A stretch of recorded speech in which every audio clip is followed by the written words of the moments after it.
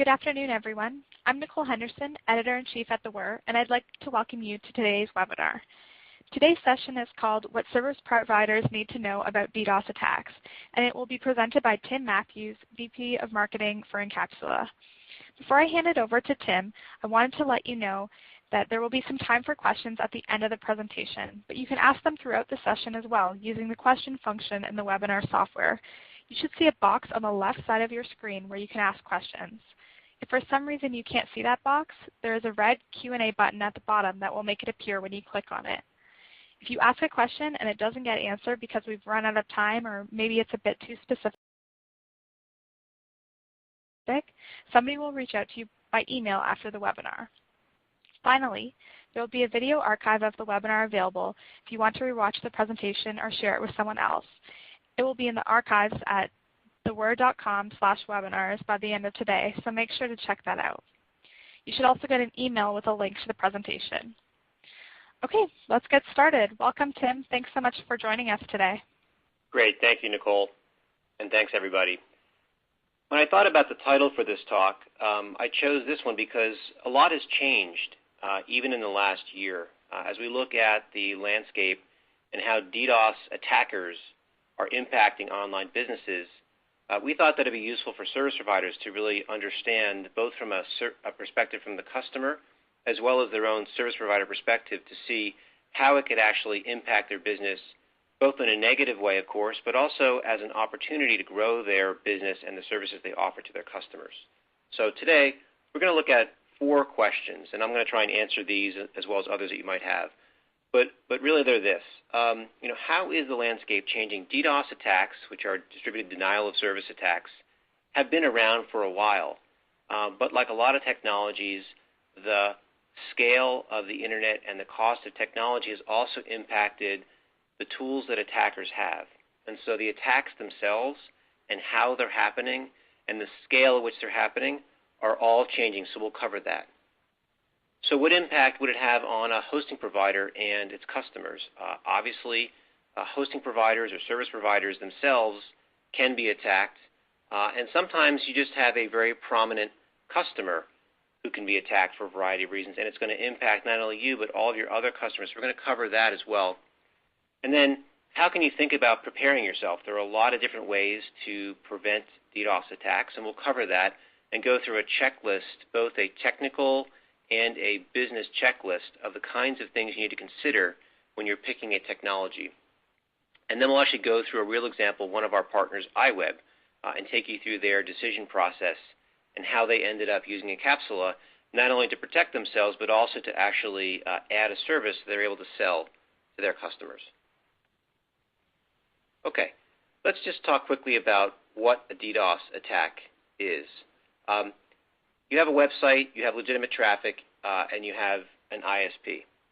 Everything is working fine until a bunch of bots show up, and they begin to bombard your connection with traffic.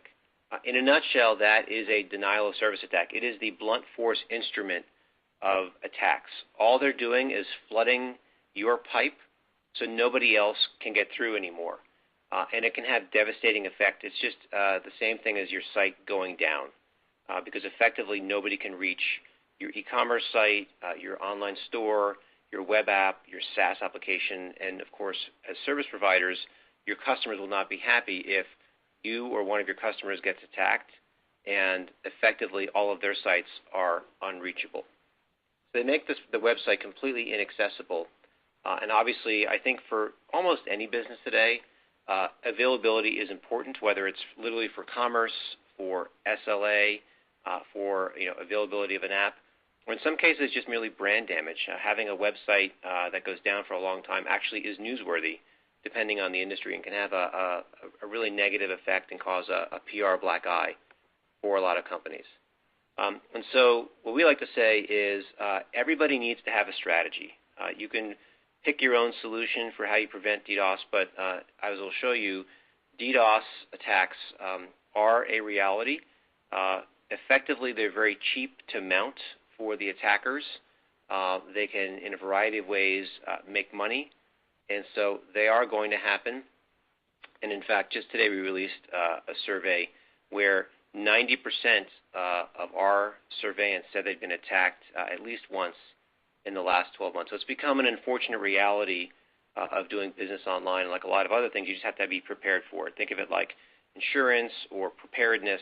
It's just something you need to actually think about in your online strategy. So let's talk a bit about what we're seeing in terms of the change in the landscape. This is 3 years worth of data showing you from 2011 to 2013 and the size of attacks. Now this is the average size of attacks that we see. And the way that we see this is we have over 80,000 sites currently on our cloud. And so we're actually watching all of our customers, protecting them, but we see in real time the attacks that are being mounted. So we use our own big data repository to go back and do these kind of analyses. And so what you can see is a steady increase over the last 3 years in the size to where now the average attack size was 10 gigabits per second. We've seen attacks as large as 50 or 60 gigabits per second. So these are significant attacks. The old style of protection was to have extra bandwidth that you would keep around. However, with the size of attacks that are happening, and if you're a service provider and you have multiple sites being attacked at the same time, it can be very expensive to keep extra bandwidth around, especially if you're dealing with international peering agreements and bandwidth arrangements. And so this is the unfortunate reality that it's so cheap to mount an attack because you can buy the kits and the botnets that mount the attacks for so little money that the sizes keep increasing and the ability to jam up somebody's business has become easier and easier. Looked at from another angle, as I mentioned, the real weapon here is the botnet. And so I think everyone knows what a botnet is. They're machines that have been inadvertently taken over or compromised, usually via malware or some kind of phishing attack.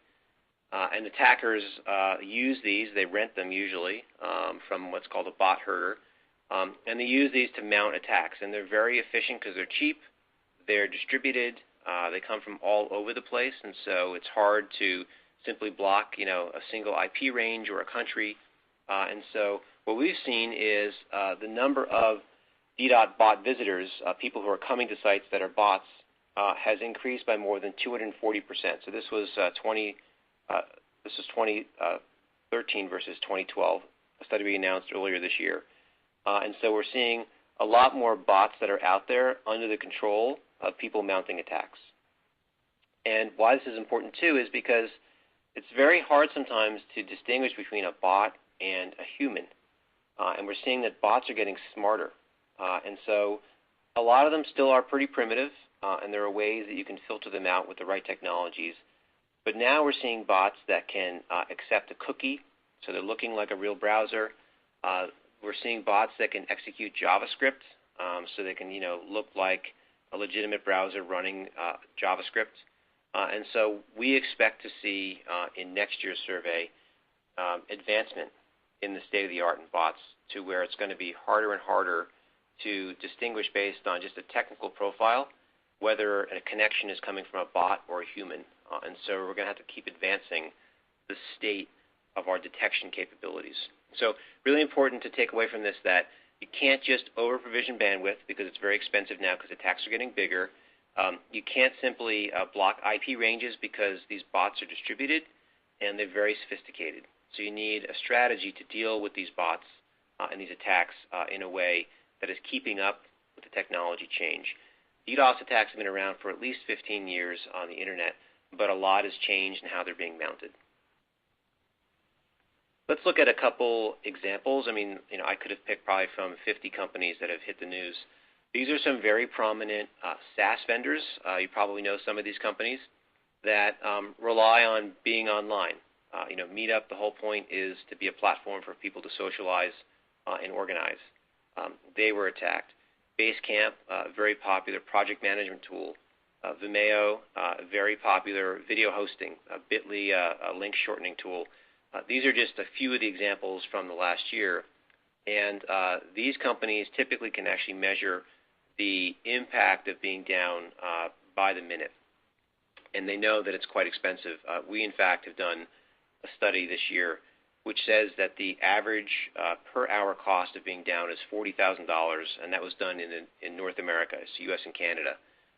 And so it's not just e-commerce sites, but the impact on business from ad revenue, from basically rebates for missing SLAs, for missed new business opportunities, whatever it happens to be, it's quite expensive. And we find that, in particular, if you host e-commerce or SaaS vendors, that they're going to be especially sensitive to DDoS attacks.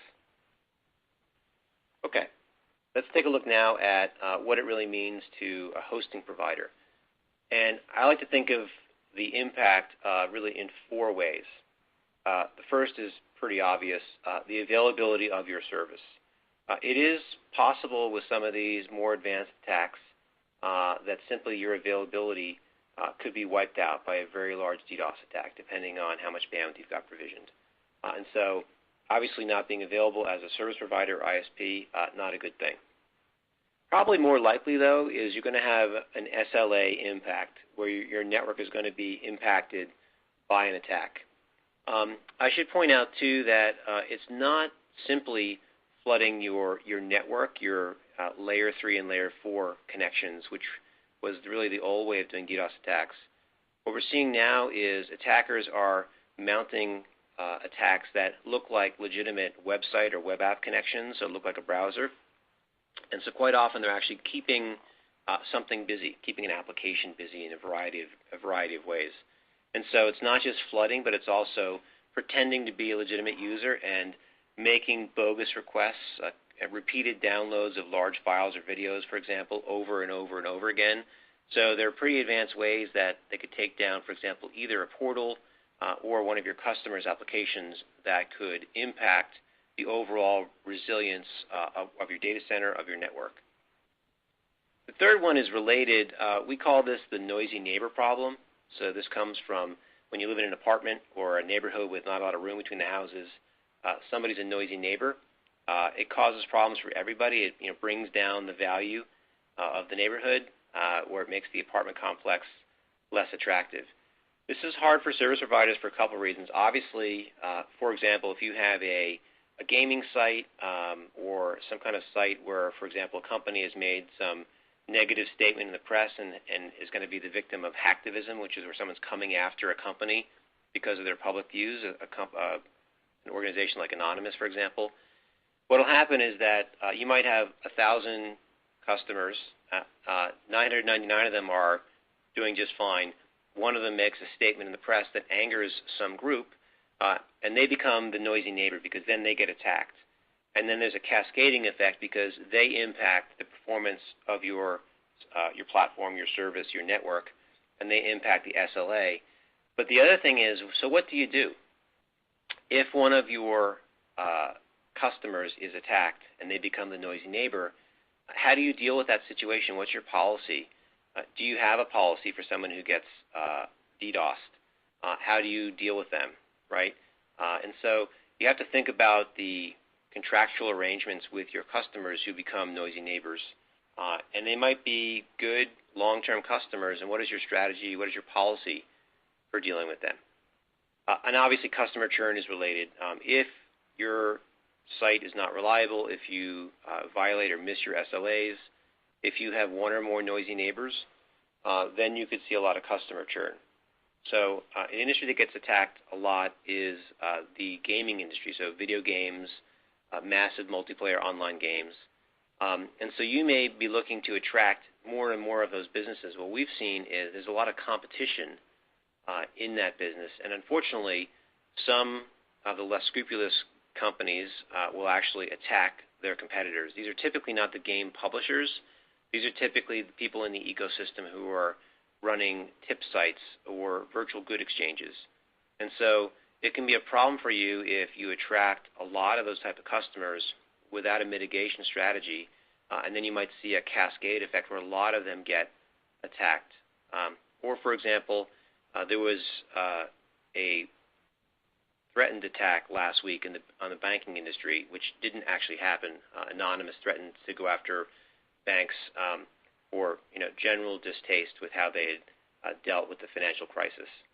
And so what you see there is the potential in one day for a lot of your customers to get attacked all at the same time, which could have a really big cascading effect on your overall network. So these are some of the concerns. Some of them are technical, some of them are customer service, some of them are legal, and all have to be thought about as you begin to think about a strategy. Okay. Let's talk about how you would go about selecting a provider. There's a few different considerations for a service provider. The first is the form factor. You have two basic choices. You can select an appliance, which is as it sounds. It sits in your data center and looks to detect and block attacks. The second one is a cloud service. Full disclosure, Incapsula is a cloud service. The difference here is when you have an appliance, it is obviously on-prem in your data center under your control. One of the potential negative consequences of an appliance is the fact that it gets all the way to your front door before you have to deal with it. And so depending on your architecture, you may find that essentially someone already is taking a lot of your bandwidth before you even begin to do mitigation. Cloud service, a little bit of a different strategy. Typically, the simplest way to configure these is the DDoS service is a simple DNS configuration change. So essentially, in the case of using Incapsula, for example, traffic is routed through our cloud, and we ourselves have a distributed set of data centers around the world with DDoS protection capabilities sprinkled throughout. So we're mitigating in our cloud before it even gets to you and your customers. So that's the basic architectural difference. And you need to decide which of these is better. We're going to talk in a minute about IWeb and what they decided, and I'll give you some details on how they made their decision. Okay, in terms of capabilities, you need DDoS monitoring. And so you need to watch DDoS attacks forming.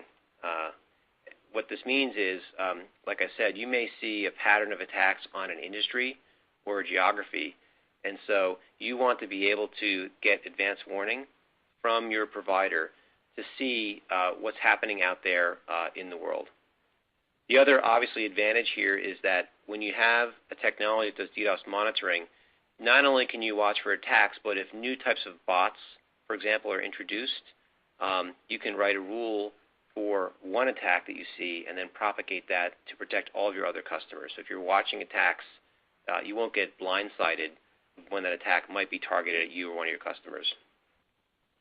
You need traffic identification. So as I mentioned, a lot of the action these days in DDoS is around so-called application or layer 7 DDoS, where people are going after the web app itself, not your network. And so you need to be able to identify a real browser with a human behind it from a bot pretending to be a browser. And as I talked about before, this is getting harder and harder to do as the bots get smarter and smarter. And so typically what this involves is a multi-layer approach where you're looking for known bots, known botnet herders, known bad IPs to start. And then you begin with a challenge where you actually require a cookie to be used and see if that bot can handle that. Currently, that will knock out a large majority, but not all. And then you might do a JavaScript challenge. And then the last resort these days is to use a CAPTCHA, which is that sequence of blurred out words or numbers that you usually see on a site to verify you're a human. But the ability to have that progressive set of challenges, so you try not to disrupt the online purchasing experience or whatever it happens to be unless you absolutely need to. Traffic absorption obviously is important. I talked about 50 gigabit per second attacks not being rare. In fact, they're quite common. And then we talked a bit about different attack types. So volume-based, or I sometimes call these volumetric. Protocol-based, a really insidious attack is for someone to take out your DNS server so that you can't resolve addresses, for example. It's kind of like taking out the phone system before a big attack. And so you're going to be able to guard against those kinds of attacks, and then application layer. And so you've got to really have all three of these in place. Otherwise, you're not going to be really helping your customers, because the attackers will figure out that you can't deal with, for example, application layer attacks, and they'll only hit you with those. we had a gaming company that we watched was attacked for 38 days straight. And what happened was the attacker kept switching tactics. And we couldn't really figure out why because their site stayed online. But our guess was that we knew it was a competitor. We could tell by the fact that there was no ransom note issued. There was no claim of an attack by a group like Anonymous. It was a sustained attack, and it wasn't cheap. So it looked like it was a competitor based on our deduction.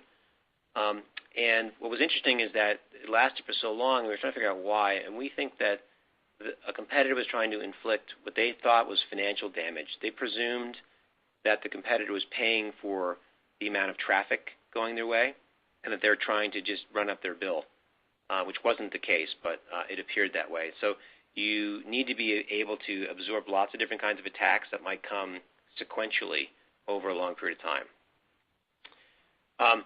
BGP capable. So we talked a lot about bots looking like browsers, and we're talking about HTTP. However, we also have seen an increase in direct-to-origin attacks, where people find out the IP addresses of the servers themselves and go right after those. And so BGP, in this case, would allow a tunnel to be set up and for essentially very quickly for an ISP to switch the IP addresses to us on demand so that connections will run through us and then they'll go back out through a GRE tunnel. And so you need to be able to do this because if someone's going to go right after you or your customers via your IP addresses, if they discover those, you need to be able to quickly switch because these other technologies will not work in that situation. So we had a large social media consultancy, is quite well known, and the attacker went through a DNS and an application level and a network attack against their domain.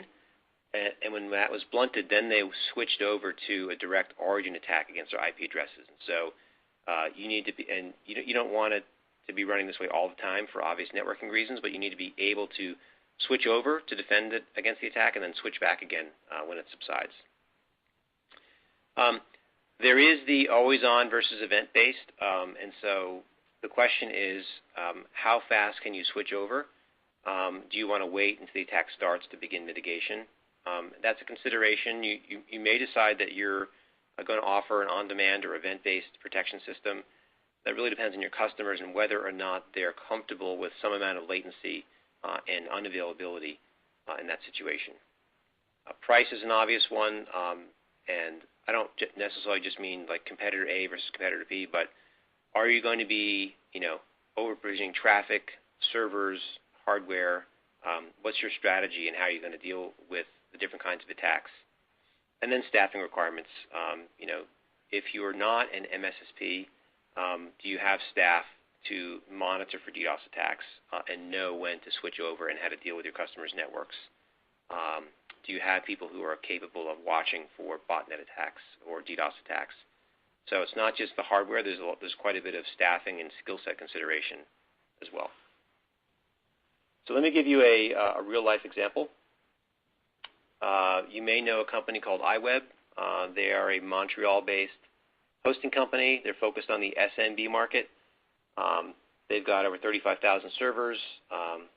Their claim, zero downtime since 2008. So obviously for them, backing up this claim and keeping it is really important for their brand. And in their case, they came to us after they started out with a homegrown DDoS solution. And they were looking for a partner to offer protection as a service. They decided that using essentially a router-based approach wasn't effective against some of the more advanced application layer attacks. They actually did not want to continue to invest in dedicated staff to deal with DDoS mitigation. And what's interesting, too, is that they realized that not only wasn't it a good investment, but if they were to actually partner with a company like Incapsula, they could charge for this service. And so what the solution was simply to stop investing in an inferior technology that wasn't keeping up with the change in DDoS, and also being able to offer a value-add service to their customer base, which brought in new revenue. Just to show you an example of what that's meant to them. So they started offering our Incapsula DDoS mitigation a year ago, and they had 50 customers signed up in the first year, and they expect to beat that in the second year. And so what's nice about what we can do as a cloud provider is we can offer a completely white label solution. We can offer a solution that's co-branded. We can protect the service provider itself and or protect customers. And so, for example, sorry about that typo, deployment to date. So what we see now is that a lot of our service provider customers will, for example, use our BGP solution to protect their own infrastructure and then offer the web-based protection as a value-add service out to their customers. And so they're able to protect themselves and also have a revenue stream. It's pretty easy. It's not complicated if you're going to be pushing this out to your customers, and all it involves is a DNS change. We essentially look like a big reverse proxy in the cloud. And so people just simply change their DNS to point to our cloud, and then traffic is routed through us and mitigated before it even hits their servers in your data center. And in this case, using the web-based protection that I mentioned, this is an always-on protection. And so the question always comes up, what about latency? Well, one of the secrets to our network, which we haven't talked about today, is that we built the whole thing on a CDN that we designed and built ourselves. And so when it's on, which is all the time, customers will find their sites are faster. We do dynamic application acceleration and caching, which includes compression, minification, TCP optimization, and other techniques. And the way our technology works is it automatically profiles the application, for example, WordPress. And so there's effectively zero setup unless you want to customize it. And the site will always be faster because of the CDN. And then when it is hit by an attack, it will immediately block that attack. And so it's a very popular and effective solution. And pricing obviously is dependent, but just to give you a sense, we're typically talking, what you would charge your customers of, hundreds of dollars a month per site. So it's not a lot of money. There are other smaller plans as well, but you can tailor a plan at a price point to suit the size of your customer.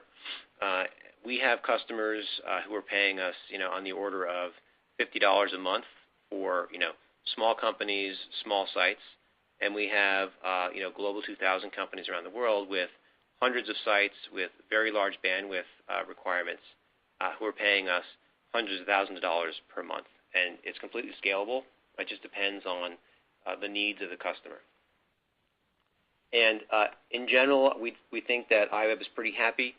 And we provided a service that was tailored to them, matched the protection they needed, as I said, that can be adjusted. And the scale, and it's completely flexible on our point. So it's pretty easy for us to work with a service provider to, like I said, white label or co-sell a solution. We're pretty flexible, and the packaging can be adjusted to suit your audience. That was a very quick run-through of the state of affairs. Hopefully I've made you more current on DDoS. Showed you why I think it's important for your business to be protected. I think everyone should have a strategy, whether you go with Incapsula or somebody else. You need to have a strategy. We also believe there's a good way for providers to make money, whether you're a hosting provider and you offer this as part of a bundle, maybe you're an MSSP and you're actually offering DDoS protection as an additional security service that you offer. There's a way for DDoS to make sense in your kind of environment. There's a lot more to learn. We do a lot of research at Incapsula because we have so many sites, 80,000 as I mentioned, and growing. We see a lot of DDoS every day, and we watch it and we study it. And so we have a lot of resources for you to learn from. The DDoS Attack Trends ebook will give you a little bit of a deeper dive on the 10 most common types of DDoS attacks for those who care to learn the techniques of the attackers. We also just did an impact survey that I mentioned. This is the survey that studied the cost per hour and the different departments at your customers that are impacted when an attack happens. How does legal get involved? What does IT need to do, and what does it mean to the e-commerce team. So we actually did a study you can download for free and just see how much it costs, and you can use this if you decide to offer DDoS as a service as a way of justifying the investment. We also have a DDoS response playbook, which is also free. This is really a compilation of best practices for preparing for attacks, getting policies and procedures set, checklists that you should run through before an attack or on a periodic basis to make sure you're set. It's what we distilled from working with our customers. It's quite long. I think it's 28 pages, but there's a lot of information in there. Having a press release ready, or you saw some of the tweets that I showed from different SAS vendors, making sure that your customers have a way to post online if they're taken down. So all kinds of ins and outs and details in there. And also then a more comprehensive guide to selecting a DDoS solution, kind of an expanded version of what I went through before with more detail about the different options. So hopefully that was useful. I'm now ready to take whatever questions you guys might have for me. Okay, great. You touched on this a little bit during the presentation, Tim, but I think that this is a good question, so I'll ask it anyway, and it comes from Philip. He says, from time to time, we see the nature of DDoS change.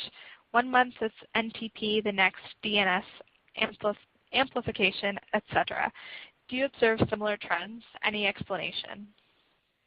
Yes, that's a really good question. So the short answer is that, the short answer is that criminals will try whatever they can to get in. And I mentioned that one attack that lasted 38 days, we saw almost every known type of DDoS attack against one customer. And so, you can think of it, it's kind of a crude analogy, but, breaking into a building, right? You try the front door, you try the back door, you try the window, try the garage. So we see, the criminals trying a lot of different things. We also often see, a particular, what we suspect to be a single criminal group who might have a preferred technique, and they keep hitting a lot of sites with the same technique. We also see hacktivists, as we call them, like Anonymous has been recently talking about hitting various entities with DDoS attacks who might have a preferred method. For example, if you're going to hit a bank, they've got defenses in place. It's going to take a lot of volume, so you might see more of a volumetric attack. So that's kind of what we see and why. The trends report will kind of give you more detail on what we're seeing. That was actually distilled from what we've literally seen in the last year, and we update that every year or so. And I fully expect to see novel new DDoS attacks. One that we saw recently was quite ingenious. Somebody put malware inside the image tags on a video sharing site, and so then when everyone that went to that site and looked at a page would download all the little images next to the comments, and then would become infected and then become part of a big DDoS botnet, right? So we're always amazed at the innovation shown by the DDoS attackers, and so we expect to see a lot of change to continue for the next several years. Okay, great. The next question is, what's the most common misconception of DDoS or mitigating DDoS attacks? Yeah, I think the most common misconception, which is maybe just an outdated notion, is that all you need to do is have over-provisioning of bandwidth, and you're good. And I think it's a bad idea because you probably don't have enough bandwidth, and you're not keeping up with the size of attacks. Or even if you are, you're totally wide open to the application layer attacks, and having more bandwidth is not going to protect you from someone going after you or your customers' web apps. That's probably the biggest one. Right. Okay, great. So I've got another attendee here asking about CloudFlare DDoS protection.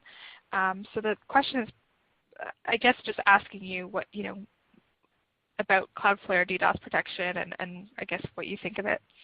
Sure. So they are a competitor, so you'll know right away that I'm biased. But since you asked the question, they're a worthy competitor of ours. We do believe in just talking about DDoS alone, that our ability to deal with application layer attacks is more sophisticated. We have a lot of engineering background in our company that comes out of what are called web application firewalls, or WAFs. And so our bot identification, we believe, is more sophisticated and will cause fewer false positives. We do believe our network is a bit more robust. And I think that you'll find, for those who are interested in BGP protection, which I mentioned, which is the direct to IP or direct to origin attack, that our service is much more advanced. But what I'd say is, we both offer free trials, so I wouldn't take it from me. Try it for yourself and see what you think. Okay, thanks, Tim.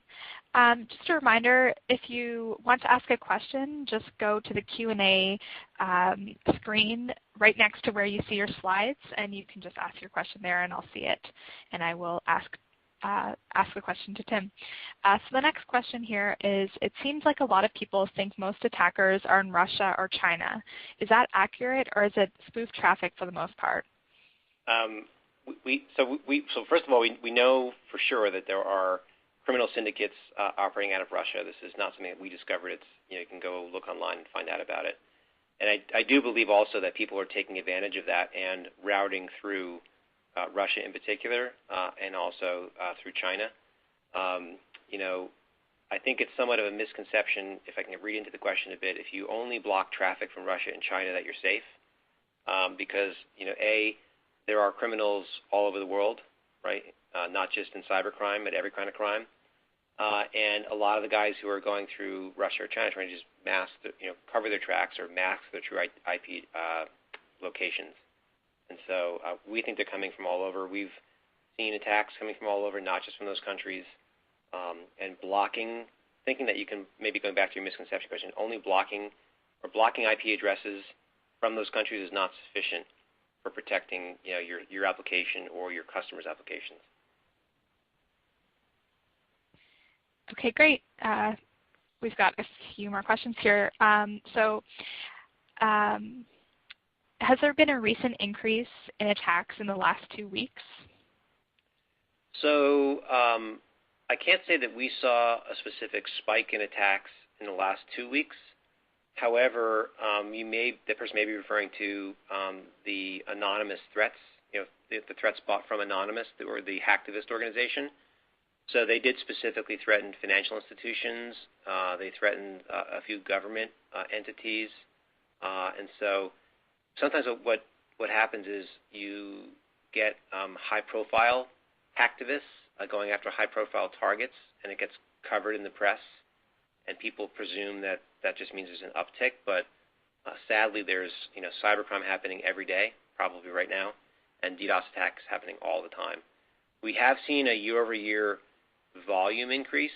I don't know that we've cited actually the number of attacks per year. I'd have to go back and look at that and see if we have any information on the sheer number. But I would presume there are more because it's, like I said in the beginning, it's cheaper and easier than ever for attackers. So I would expect there'd be more year over year, but I don't have data to back that up. Okay, thanks. The next question here is from Chris. He asks, how do you handle encryption requirements that are required by the federal industry? Let's see, I'm not sure exactly. Go ahead. I think what Chris is asking is maybe a compliance question? Yeah, so let's see. Hopefully I'll answer your question.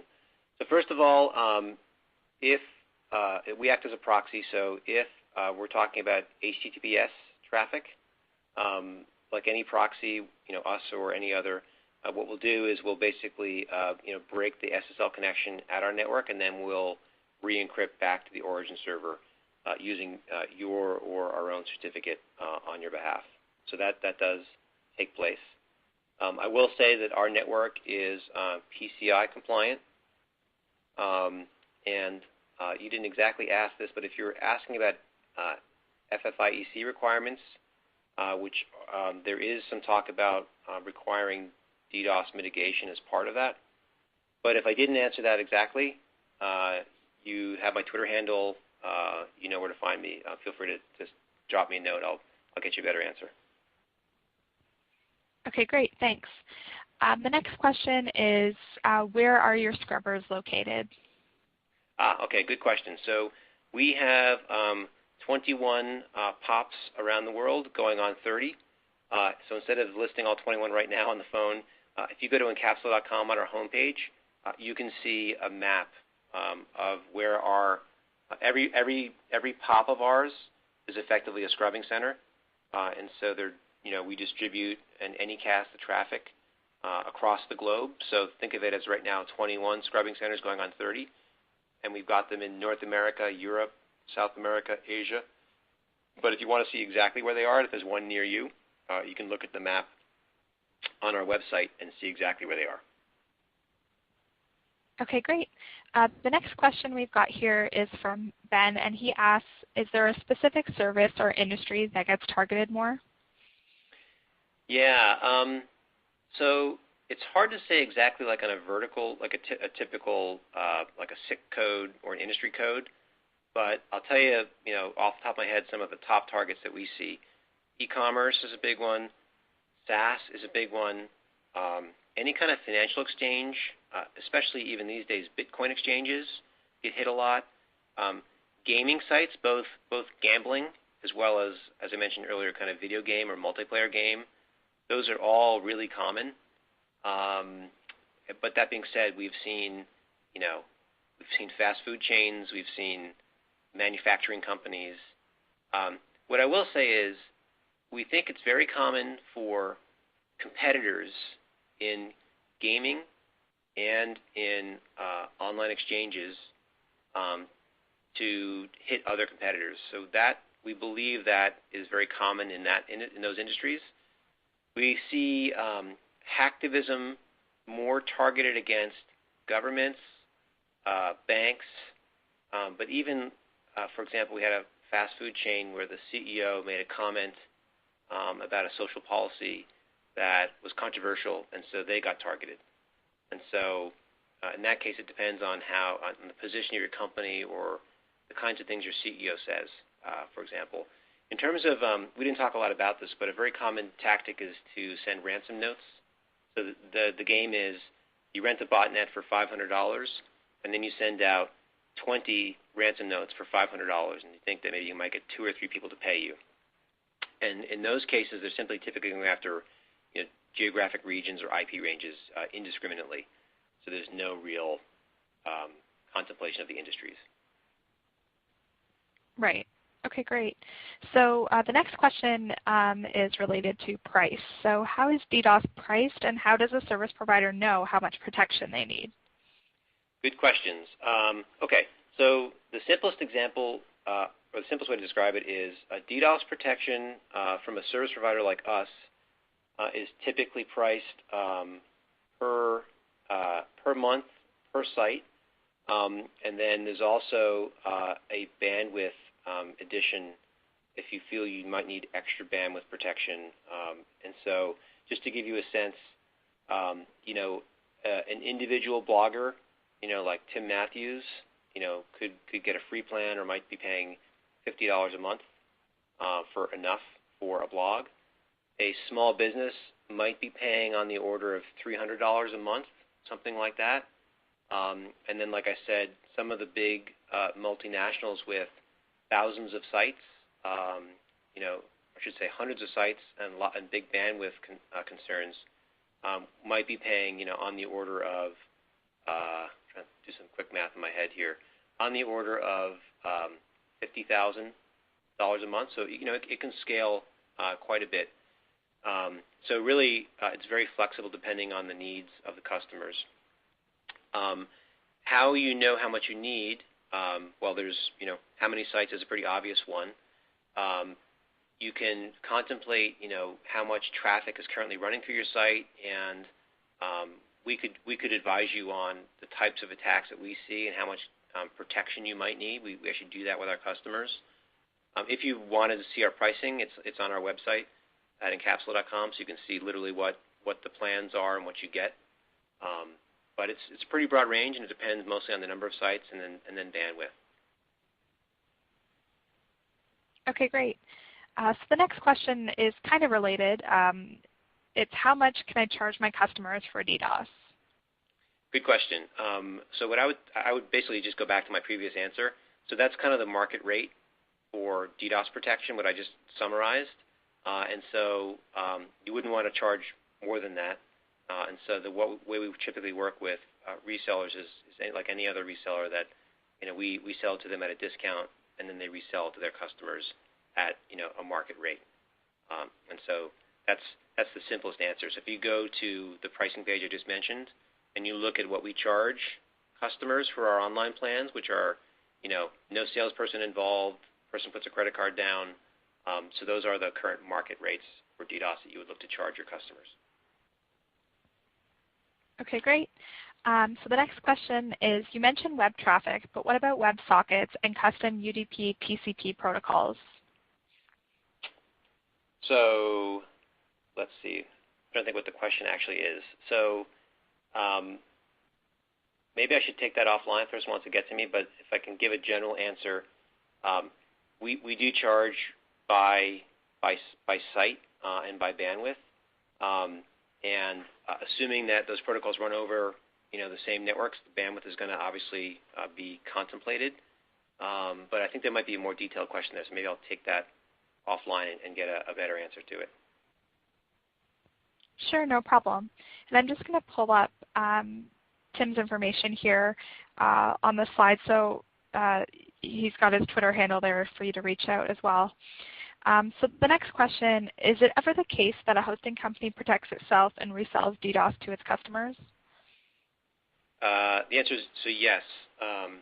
So it's quite common that the company will protect itself and resell to customers. So I think the scenario I gave earlier is very common, where the company might, for example, buy a certain level of protection for itself, and they might actually use our BGP solution, which might be something that they switch over to when they come under attack, and then they sell the always-on web-based protection to their customers.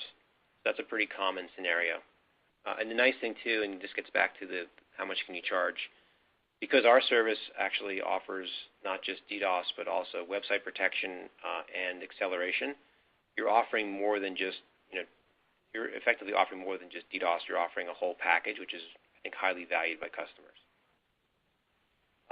And it's not on here. I should mention that my email address is just tim@incapsula.com if you prefer email to social media. Okay, great. So we've got another question here. Suppose I run a DNS service. How can normal traffic be differentiated from attack traffic, since they could look identical? So we distinguish normal from attack based on some of our bot detection capabilities that I mentioned earlier in the presentation. And so we've got a very deep set of capabilities and intellectual property around identifying bots versus humans. And so that's how we separate, DDoS traffic from legitimate human traffic. And we actually, if you go to Incapsula.com in our blog, we've got a couple very detailed blog posts about how we distinguish humans versus bots, and even stuff about how we distinguish between like legitimate Google bots and bogus bots that are trying to mount DDoS attacks or other attacks. Okay, cool. So the next question is, I'm currently working with Akamai as my CDN partner. Can you coexist? Yes, we have several customers of ours who are happy with Akamai's CDN capabilities and simply want us for DDoS, and we do this all the time. Okay, great. And the last question I've got here is, how do I integrate with Incapsula? Do you have an API cPanel? Yes, we have both, actually. So we have an API, and we offer a cPanel plugin. So either one of those is fine, and there's documentation on both on the Incapsula.com website, so you can go check it out yourself. Okay, great. Looks like we've got another question here. So the question's from Philip. He asks, how often do you see attacks directed at Incapsula specifically as opposed to your customers? That is a really good question. It seems like I should know the answer to that one. I think that we see attacks against Incapsula proper probably many times a week, if not every day. And so I think, said another way, I'll give you a little bit of the history of the company. The original idea was to set up a web application offering. So just looking at to protect web apps from things like SQL injection attacks and other attacks. And we realized that there were going to be two problems with that. One was going to be latency, which is why we built the CDN. And the other was going to be that we ourselves would be attacked by DDoS attacks. And so we contemplated that scenario from day one, and it has not been an issue for us because we are protected. But I don't actually know literally how many times we're attacked weekly. If you're really curious, drop me a note. I'll see if I can get my research team to tell me how many times we're attacked versus the people we protect. Okay, cool. So those are the only questions, but just to reiterate, all the information that Tim has talked about today is available on the website. So it's incapsula.com, INCAPSULA.com. And from there you can get to the blog or the resource page that he was talking about. So again, that's incapsula.com. If you want to reach out to Tim on Twitter, he's got his Twitter handle there, and his email is it's tim@incapsula.com. And I think that's it. Is there anything else you want to add, Tim? No, that's correct. Either one of those will work. Okay, great. Well, thanks so much, everyone, for joining us today. I know I learned a lot about DDoS, and I think there were a lot of great questions, so we really appreciate everyone partaking in those. But that's all the time we've got left. So I'd like to thank Incapsula and Tim for the presentation today. Thank you. Okay, have a great day, everyone. Thanks.